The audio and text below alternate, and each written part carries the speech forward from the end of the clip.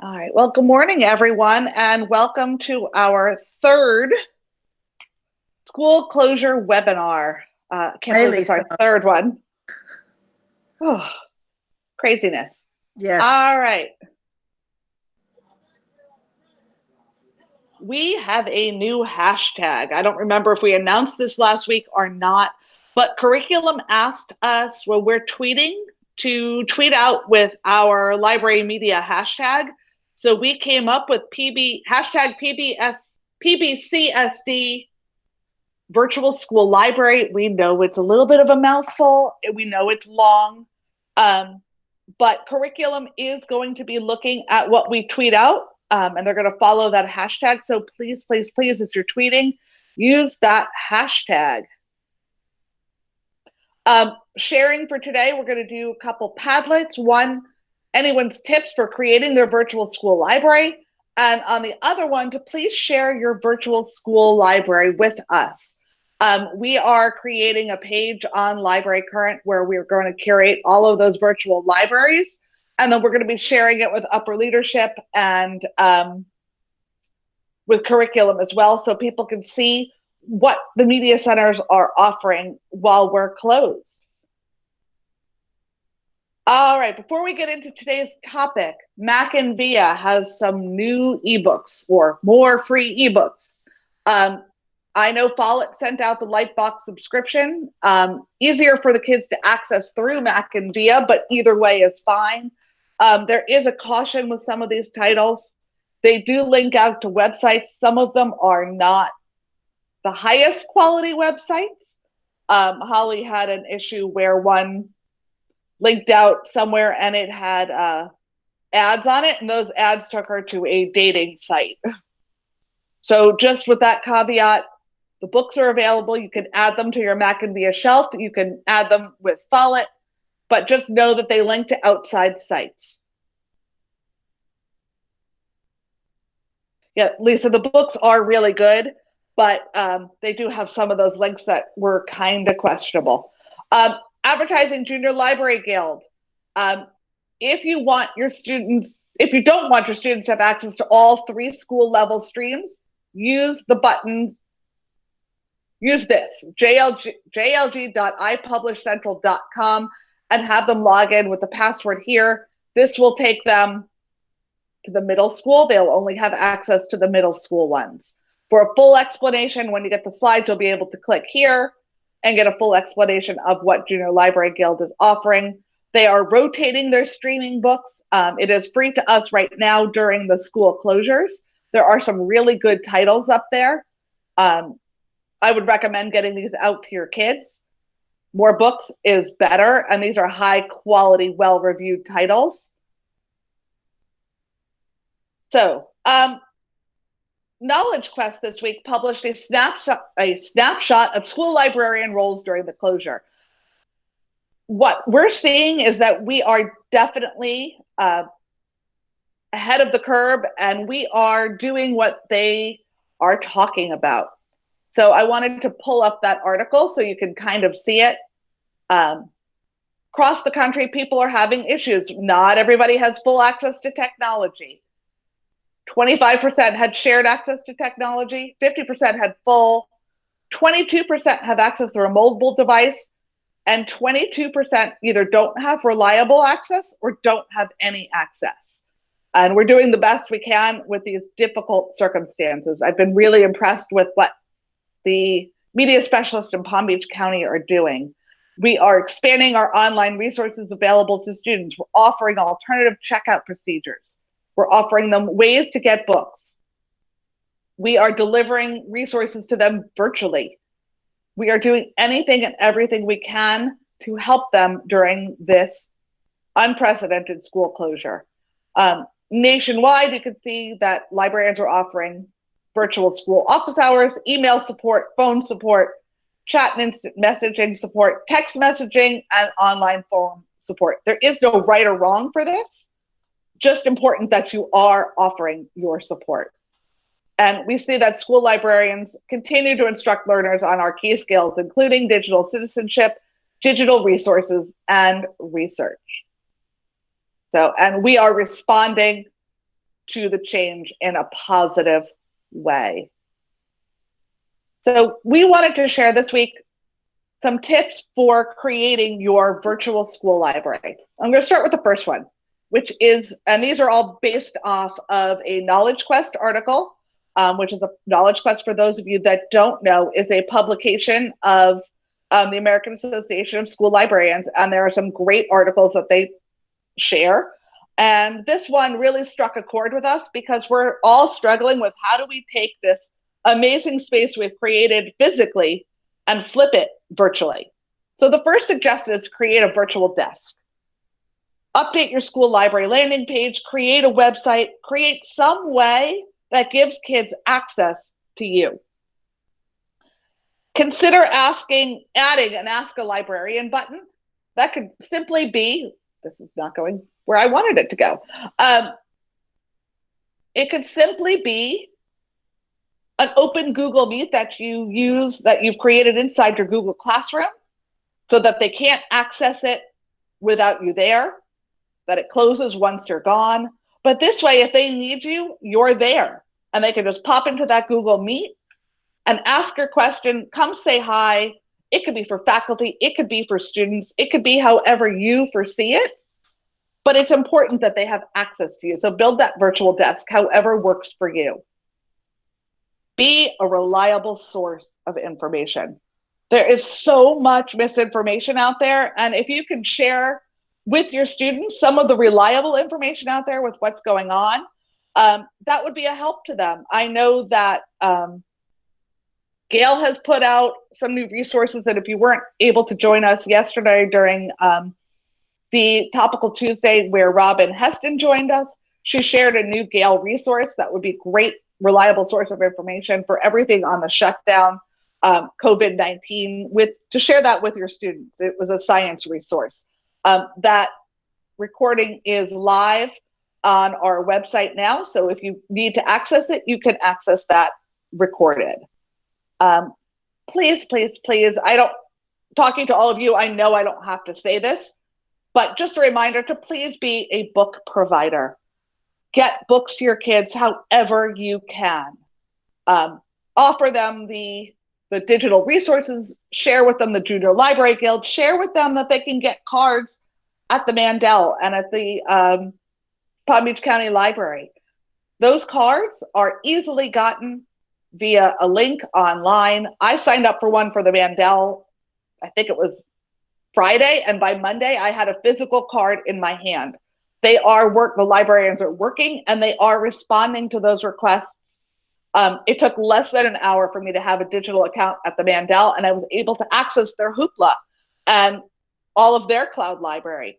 And their Hoopla account has different items than the county library does, so it's just another source of books for your teachers and for your students. Be a part of assignments. Have teachers include your emails and the Ask a Librarian link in their assignments. Offer to run asynchronous or synchronous research help sessions. If they're doing a research project, offer to join in. Say, I'll come to your meet. I'll share with the students the digital resources. Be that person. Make yourself available to them and to be a part of their assignments. A lot of you I know are already doing this. I've seen it. I got to watch Lisa Petrosia's book club this morning. It's so cute. But run those virtual book clubs. They want to connect with you. They want to see your face. They want to talk with you about books. Nothing's changed except they can't do it in person. Another one is please communicate with your administration. So often we are, I don't want to say neglected, but they don't understand what we do when we're at school, and they really don't understand what we're doing now in the virtual world. So share what you're doing with your administration. It's super important that they know, because you guys are totally rocking this. You are doing amazing things, and shout it from the rooftops. They need to know what you're doing, how you're doing it, how you're helping your students, and that you're still relevant, even though you don't have that room with all of the books. The article suggested hosting weekly faculty meetups, but I think we could just host faculty meetups Our libraries are the heart of the school, and we want them to continue to be the heart of the school. So why not be the one that hosts those faculty meetups? I don't mean a faculty meeting. I mean to come hang out and see your faculty. We like to talk to our faculty when we're at school. We can't see them on a daily basis, but why not host a faculty meetup?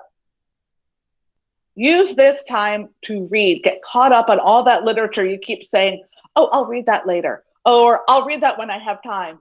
Be that person that can recommend the newest and latest and greatest books to your kids. Be reading up on what you can add to your collections when budgets allow. I mean, eventually we're going to get a budget back, and you want to have a list of the latest and greatest titles that are right for your students ready to go. And my last suggestion is to use caution and don't overwhelm staff. By creating that digital library, you can house all of those resources that you're gathering in one spot. If they're in one spot, you don't have to send out an email every time you find a new resource. You can simply update it, update your Google Classroom, and let them know periodically that your website has been updated and that they should check back. So we just need to remember that at this time, libraries are still the backbone of our school. They are still the heart of our school, and we need to be a part of that. So we wanted to share with that to you today, and then we wanted to highlight a few libraries that have already gone virtual, and they're going to talk to you about what they've done and hopefully give you some tips and techniques and pointers about what methods and what methodology they took and how they're doing this, and hopefully inspire you to create your own virtual library. So I'm going to come out of here. And I'm going to start with Lisa Petrosha. Would you like to unmute yourself and you can talk about your virtual classroom? Hi, guys. Good to see your faces again. I want to thank all of you because at the last meeting, I grabbed some ideas from all of you, stole them, and tried to incorporate them over the last week. Nora, specifically you said that you joined a classroom to show in a meet session and show research skills. And so this week I joined language arts teachers meet sessions, and I have one at 1:30 I'm going to be joining, and I'm showing them Mac and Via how to access those ebooks. Oh, this is my book club up. Okay, thank you.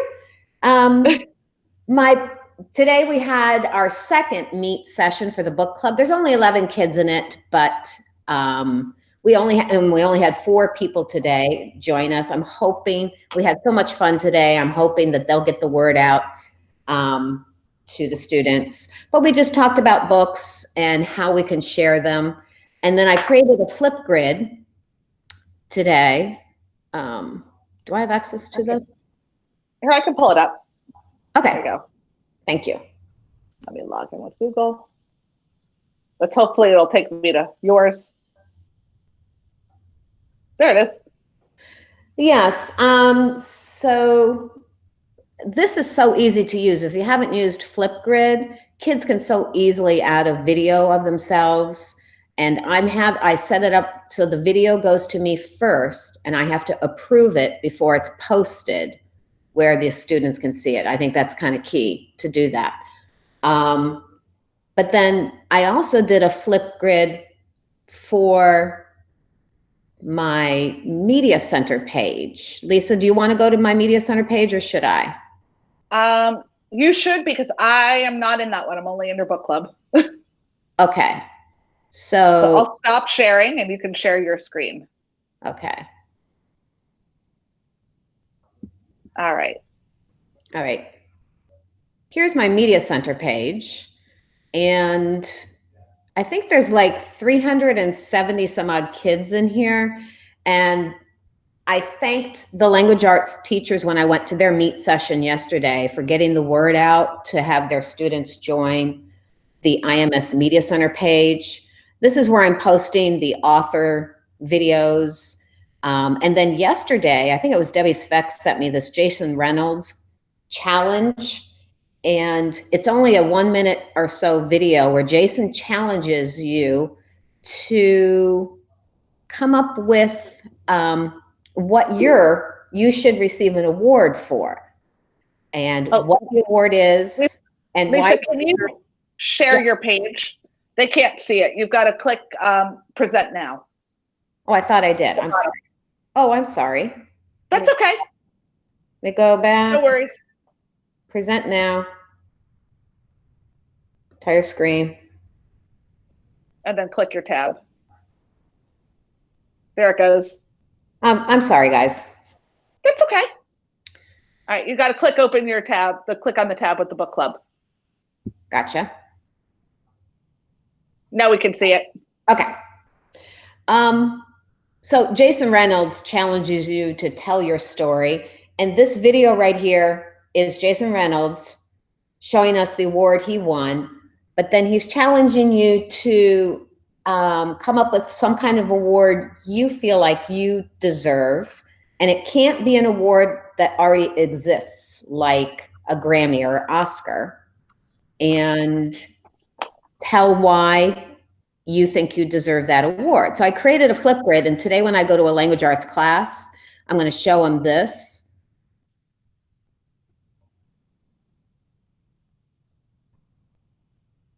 So what award should you get and why? He challenges you to come up with some kind of award that you think you deserve right now and explain why. So I think I am the best dog walker. And Bimini was in my little video, and I explained why, and I showed my actual award that I created for myself, like an emblem thing around my neck. And so I'm hoping the kids will do this. I think at this time, yes, schoolwork is very important, but to try to get the kids to be creative and fun and provide them an opportunity that's not going to be graded or part of their, the report card, I think is important. Oh, and I think last time I shared this Aiden Tyler quarantine, it's incredible. That's a must. And the kids can go back, and each session has been recorded, and hear the author read a book that he's writing in real time about a middle school student that's being quarantined with his younger brother and sister. His parents don't have any money. They have to get free lunch. So it's very, very relevant to our kids. It's really good. And then I just told them that there was an issue on Mac and Via. Friday, there was a lot of kids that emailed me that they couldn't get into Mac and Via. So thank you, Lisa, for getting that up and running again for us. So no problem. I'm just explaining them how to get into Mac and Via. But you know what? Sometimes the kids don't read these directions. So that's where I'm taking Nora's idea and going into language arts classes these next few weeks and showing students in a meet session. All right. Thank you for sharing. Chelsea Blankenship would like you to add her as a student so she could borrow some of your ideas. Oh, Chelsea, do you want to just go to my class code here? Here, I'll post it in the if you post it in the chat, then they'll get your class code. They can join. Chat. Yep. Okay. All right. Thank you. All right. I am going to go back to presenting.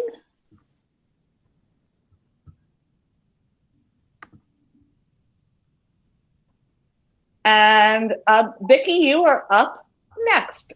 Vicki created a virtual media center using Google Sites, so I thought I'd share hers. Okay, let me get to it. Let me turn on my. It still says Lisa's presenting. Yeah, I've got your site up. Oh, you do? Okay, great. I do. Awesome. So we're on your homepage right now. Yes.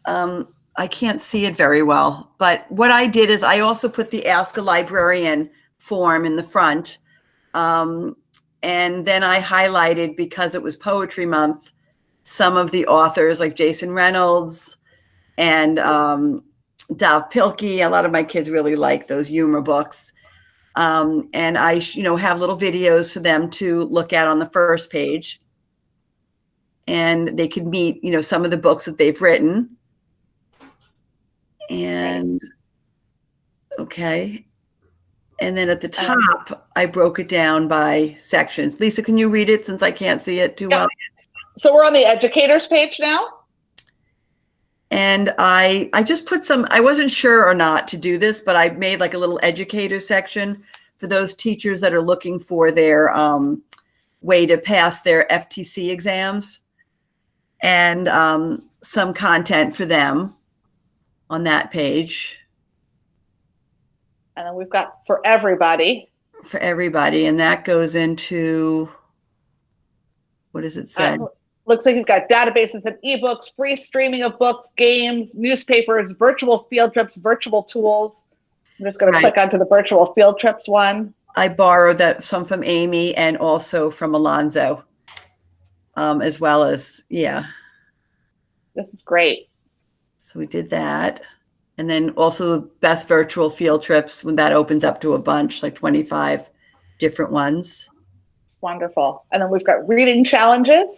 Well, that I haven't started yet, because there's just so many things going on. I don't know how to, I was thinking about that 15 book, but that's way too much. I want to keep something simpler, or maybe just doing a reading club at this point, or some easy reading challenges. I'm hearing a lot of complaints that some of the kids aren't really going to their classes, and it's kind of hard to start adding new, like I don't want to take away from their classes, although like Lisa said, we want to give them some interesting things to do that are not so, tied to these standards so much. Right. They need an outlet. They've always needed an outlet. Right. Right. My biggest thing is I'm having a hard time getting the teachers. Like I can't even get the administration. They made a Google Classroom for just like information for the teachers. And I said, can you put my website on there? And they just not doing it. And so then I sent it out to everybody to, this is the virtual library. You could put it on your portal. I explained to them how to do it, but I'm not sure if it's really being done. And I'm trying to get I'm asking ELA to get the students to join the Google Classroom. And, I've got 65 students out of 780. Well, it's a work in progress. Yeah, true. And it's definitely something that it's going to take some work. And we don't build our programs overnight, and we're not going to build these virtual libraries overnight. It just is not possible. Yeah. It's just one of those things that is tough. But I am doing research. I'm doing research by grade level, 6th, 7th, and 8th are doing research projects. So right now I'm working on, I made another Google site for just the research project. So that's going to have, the topics, and I'm actually going to go into the databases and get the articles for them, because I don't think there's enough time to teach them how to navigate. So I'm going to just get the links and make them like pathfinders. And you can put those pathfinders right into Google Classrooms. Right. Well, or else I was going to put them on the Google site and then put it in the Google Classrooms. Either way that works for you. Okay. Okay. Right. So next up is Alonzo, and this is your site. I'd love to know how they make the backgrounds like this. It looks so phenomenal. Like it wasn't part of the template. So how do you do it? Alonzo, you'll have to tell us. Alonzo, we can't hear you. How about now? Is it better now? Now you're good. Okay. So the way I got the backgrounds is, if you see the little kid reading on this, the first 100, want to check out a book like this little guy. Do you see that little guy right there? Okay. Yeah. On the left side, when I put the mouse, when I'm in the editing view, when I put the mouse there, it brings up these 3 little icons. One of them is like what a painter would hold to put all his paint on it. Yeah. When you click that, it will let you select an image either from Google search or one of their stock images. I just used the space background, which was like their stock image. And then it just loads it up behind it, and it adjusts for readability. So sometimes you have to bold your words because they won't stand out as much, and other times it'll just look, okay, kind of like if you look at the first one, I didn't bold them, and then if you look down where the Gale research is, that's bolded because for some reason it didn't look like it was jumping out as much as the other ones were. Okay. So basically what I did is I tried to think of how my kids use my media center now. What really happens at Eagles Landing is the teachers will say, hey, we want to come in and do this assignment. Are you open? I set them times up and then they come in and then we do whatever assignment they've got working. So for the teachers, I have the Gale research section where I attached all of the tutorial videos that Robin sent me through an email, and I can forward them all to anybody if they need the links, or you can just steal them off my webpage too. Yeah, there you go. Those are the Gale research tutorials. And then at the bottom, I put a little puppy joke. That's my dog there on the bottom. In case they're tired of doing tutorial videos. So basically what I try to do is I try to think, okay, who's going to come visit this and what are they going to need? The teachers are going to need resources. So that's where I'm starting here with the Gale research. And then I also have the World Book. And then as I find more stuff, I'll add it. And then Lisa, if you could go back to like the tacos. Love that. So I thought that was really cute. Yeah, me too. Yeah, I'm kind of a goofball and I joke around all the time. And one of the things I, for some reason, obsess about is tacos, and the kids know this. So I basically made a taco rating scale. And what I did was, I don't know if you guys can see me, but I had the kids fill out these little forms before we left. And I have hundreds of them. I offered them free candy. I did this in like the first quarter. It was just a coincidence that I used it. And so I offered them free candy if they recommended a book that they really, really liked. And so what Lisa has on the screen right now are books that I'm reading and that I'm trying to do a book a week and put my own book review on there. And then I made another page with a Google slide where I typed up all of what the kids sent me. And I'm adding new ones every week because I have literally hundreds of them of student recommendations. Love it. That's a great idea. So what I was thinking, yeah, there's my little slide presentation. You can see all the books that the kids recommended. What I think you guys could do if you wanted to get your kids recommending books, and you obviously didn't do this ahead of time, you could probably make a Google form, and the kids would put their name, the genre, and 5 sentences or less why they love the book. And then one thing I always have them include is, when does the book get good? Because one of the things I've noticed when I'm getting kids to read is that I'll say, hey, you've got to read Michael Vey. And they'll be like, okay, awesome. And they'll be like, Mr. Torres, I'm on page 10. It's not good yet. And when I can tell them, oh my God, when you get to chapter 5, it goes off. Just wait till chapter 5. When I can tell them that, the kids seem to like keep reading. So on every single one of these, I had the kids basically tell me when they thought it got good, so that I can put that in the review and hopefully keep them reading before they give up. So I'll be adding to that. I'll be adding to the children's book reviews every week. So this will get bigger and bigger. I'll be adding my own personal book reviews. I'm reading Washed Ashore right now.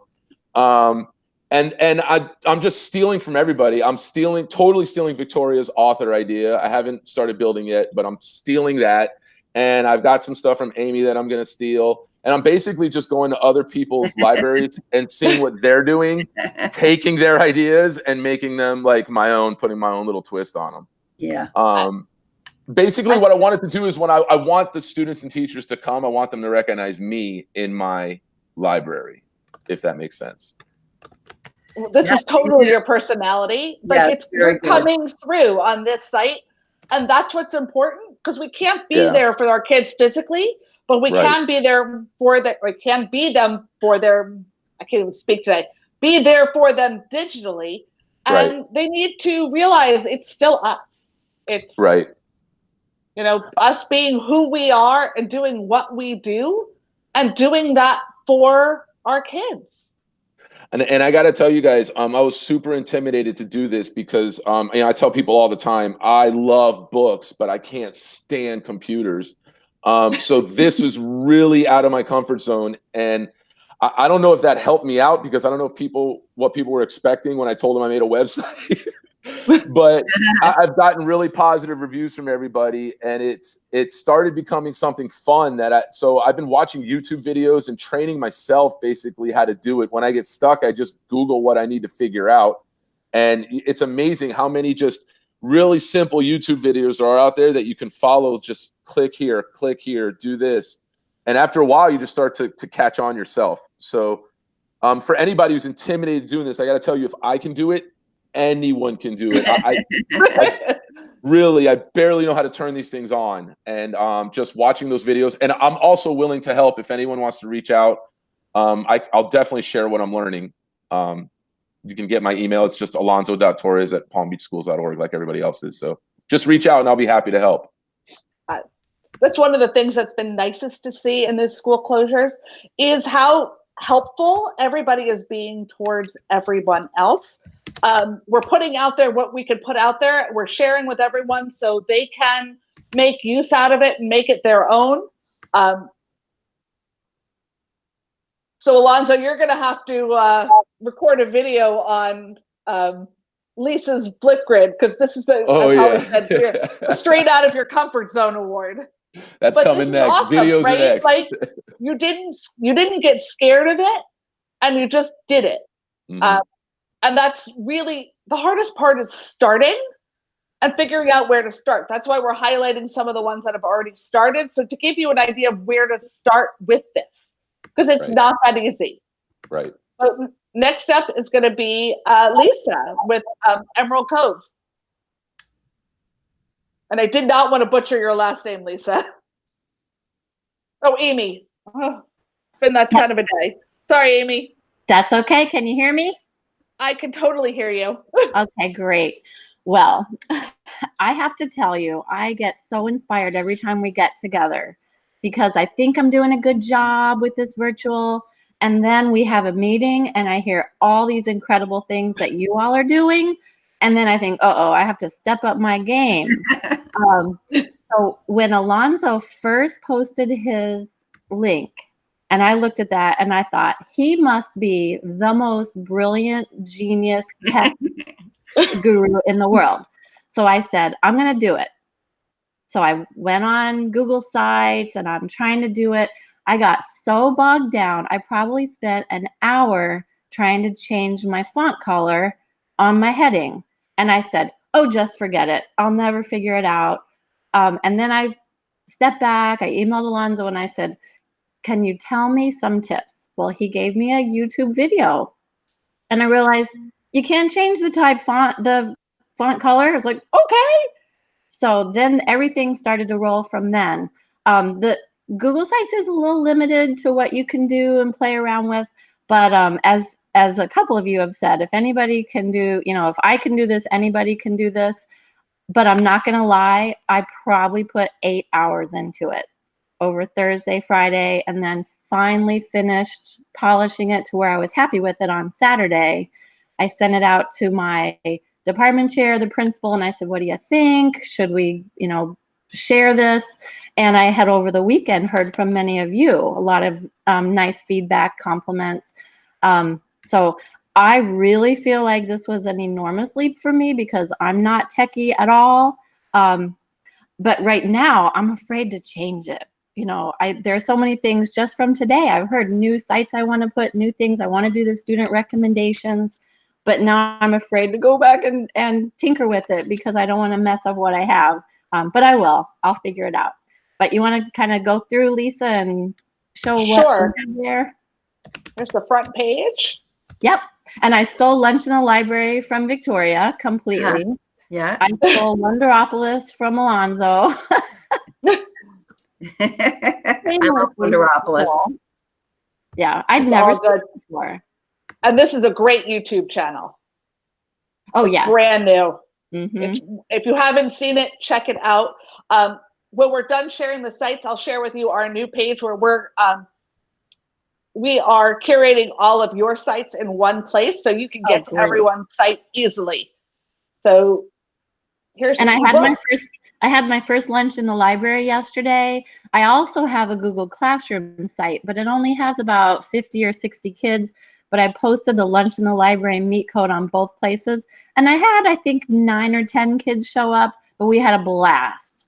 We had pet day. Everybody grabbed their dog or their cat. We talked about this a little bit, but it was wonderful. Yeah. Oh, that's awesome. Oh yeah, next page is the ebook page. I know there are more, but as Lisa, as you said at the beginning, we don't want to overwhelm people. I made separate teacher Google Docs the very first week that we were out of work. I think I was stir crazy. I had all this nervous energy, so I put together a separate Google Doc for every subject. And I posted those to our school's shared drive. So every time I find a new resource, I just add it there. And it's also editable. So department chairs and other teachers can add to those pages. So my Google site is really for students, not for teachers. I'm not sure if that was a wise choice or not, but that's the way it is for now. But and on the Destiny ebook link, I made my first collection too. I'm telling you, I'm learning so much from you all. So that Destiny collection site, I learned is pretty much what we have in McInVia, but it's just another place for them to go to find their ebooks. Right. And here's your learning links. Yeah, this one was fun. I tried to think of something for everybody, for every department.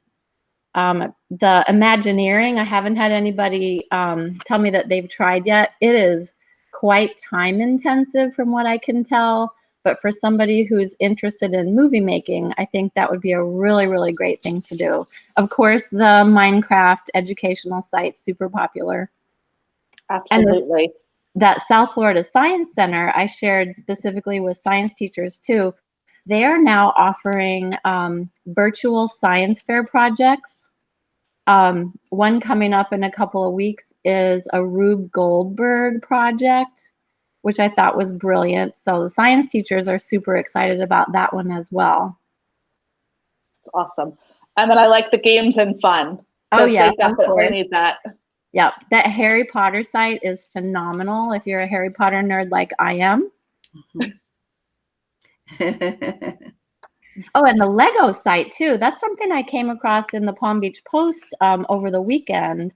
That is started by a Wellington High School student who won the philanthropy tank. They collect Lego sets, clean them, box them, and then they send them to hospitals for pediatric wards. But they've joined in with our virtual learning and are asking kids to upload pictures of a Lego creation, and then they'll choose, I think it's one a week, a winning picture, and then the kids will receive a brand new Lego kit.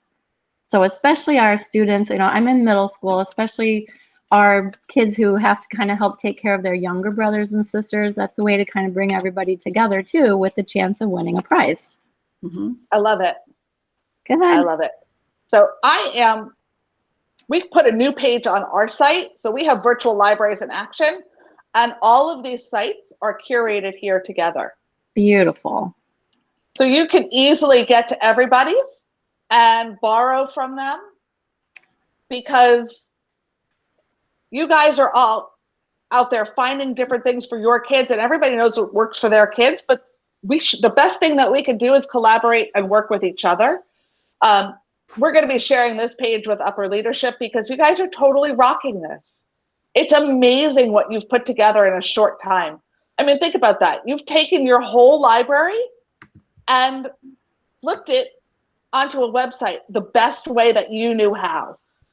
And we're going to work on them and we're going to refine them, but we're still putting it out there for everyone. And that's really, getting it out there is half the battle. Launching it is half the battle. Once you've launched it, you can refine it.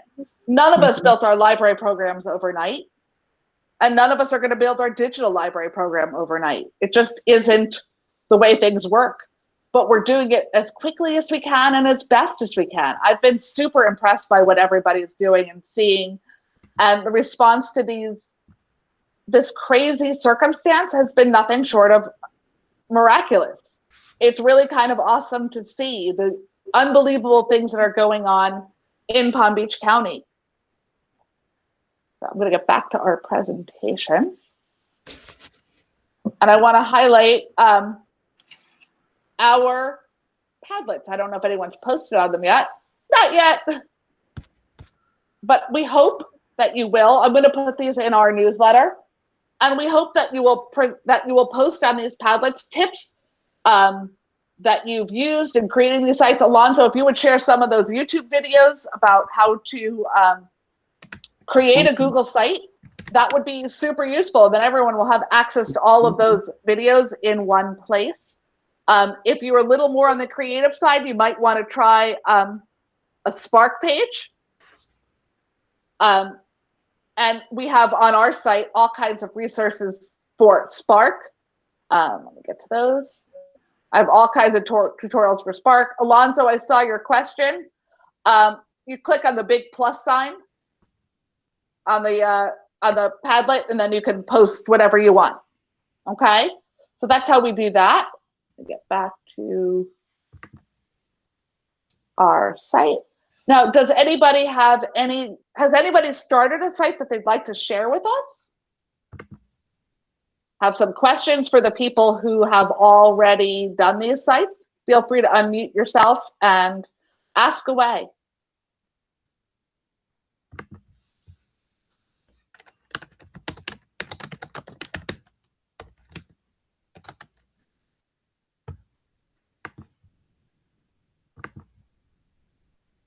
All right. All right, and again, all of these sites are curated on our webpage here. And that page is now live. Once you launch your virtual library, please send us a link, post it on the Padlet, but send us a link so that I can put it here. Because we want upper leadership to see all the amazing things that you're doing. They need to know, because I think they sometimes don't notice what we do because what we do is so quiet and behind the scenes. But what we're doing is unbelievable. And these sites are all spectacular. I'm going to go back into the presentation.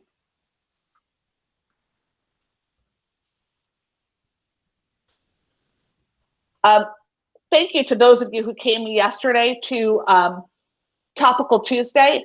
Robin Heston was with us, and she shared about a new Gale product that is specifically for middle school and high school. It was a science product. They were virtual experiments.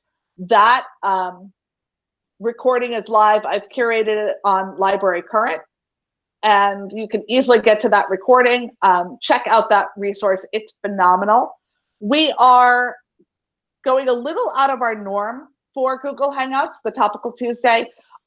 We are going to have Topical Tuesday next Tuesday at 2:30, and we're going to be welcoming librarians from the Palm Beach County Public Library to discuss their digital resources with us. Good. That's great. Yeah, so they're going to come share with you how best to serve out the digital resources to your students. So be sure to tune in for that. I will be sending calendar invites. And then, of course, we'll have our next webinar for middle school librarians on April 22nd. Holly, do you want to jump in and say anything today? Any comments for today?